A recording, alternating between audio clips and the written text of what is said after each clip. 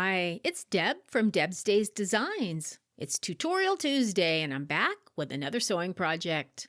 Today we're making this extra large rainbow hot pad. This colorful project uses fabric strips and the quilt-as-you-go sewing technique. It's an easy project that goes together super fast and it's great for beginners too.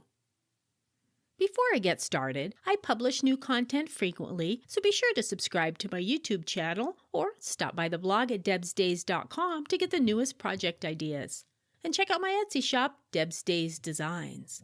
That's where you'll find a written version of this project with the materials list and cutting measurements, step-by-step written instructions, and color photos.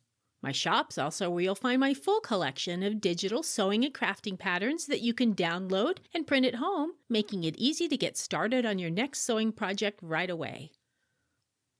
All right, let's get this project started. Along with your regular sewing supplies, you'll need cotton fabric strips in rainbow colors, a cotton backing fabric, cotton batting and Insul Bright, an optional walking foot and basting spray. And since this project is for high heat use, you have to make sure all fabrics and battings are 100% cotton. First, place the backing fabric with the wrong side of the fabric facing up. Center a piece of Insul Bright and a piece of batting in the middle. Make sure you have 1.5 inches of backing fabric showing around all sides. Baste the stack together to limit shifting during stitching. Then place the green fabric strip diagonally with the right side of the fabric facing up. Place the blue strip on top with the right side of the fabric facing down. Align the raw edges on the long side of the strips and pin it in place. Stitch along the long edge using a 1/4 inch seam allowance. Now, since we're going to be using the backing piece as a binding, do not stitch beyond the edge of the batting and Insul Bright piece. Press it open. Then place a purple strip on top of the blue strip with the right sides facing each other and pin it in place. Stitch using a 1/4 inch seam allowance. And press it open.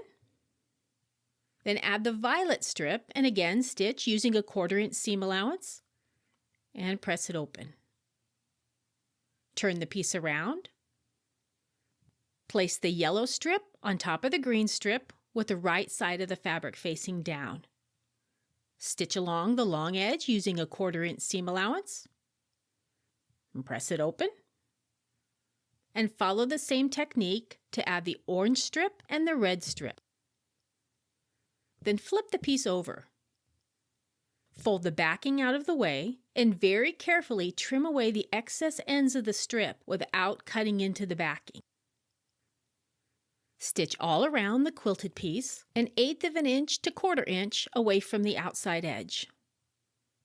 Then trim the backing fabric so it measures 1 inch away from the edge of the front fabric. To create the binding, fold the backing over so the raw edge meets near the raw edge of the front and press it. Fold the backing over one more time so it becomes the binding on the front and press it. Work your way around the sides, pressing as you go, and use fabric clips to hold it in place. Then top stitch around the outside of the hot pad near the open edge of the binding. Now, if you prefer to miter your corners, use the technique we've used before. Measure 1 inch away from each corner and mark it, and draw a straight line to connect the marks and cut on the line. Fold the raw edge corner over the corner of the batting and front fabric and press it. Fold the backing over so the raw edge meets near the raw edge of the front and press it. Fold the backing over one more time so it becomes the binding on the front and press it.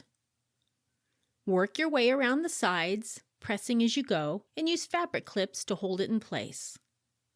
Then top stitch around the outside of the hot pad near the open edge of the binding.